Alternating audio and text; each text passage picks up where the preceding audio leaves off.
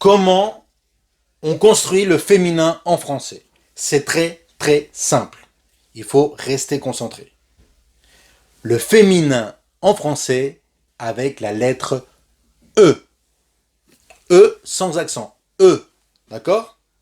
Par exemple, il est content. Content, E-N-T à la fin.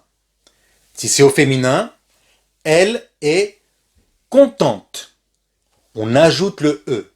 C'est pour ça que c'est très important de bien comprendre la prononciation. Content finit par un T. Donc on ne prononce pas le T. Parce que c'est le masculin. Parce que si on entend le T, eh bien ce qu'on entend, c'est le féminin. Elle est contente. Et évidemment, le E du féminin ne se prononce pas. Il n'y a pas d'accent. Par contre, s'il y a un E à la fin du mot, il faut prononcer juste jusqu'à la lettre antérieure. Ici, c'est un T. Donc, il faut écouter le T. Elle est contente.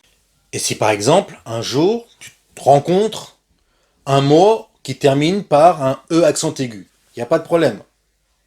Tu peux ajouter un E. Le E du féminin sans accent. Par exemple, il est énervé, E accent aigu. On prononce le E parce qu'il y a un accent. Elle est énervée. Le son, la prononciation est la même, mais on écrit avec un E du féminin, d'accord? Comme le E sans accent ne se prononce pas, mais le E avec accent se prononce, ici on entend le E, mais à cause du E accent aigu.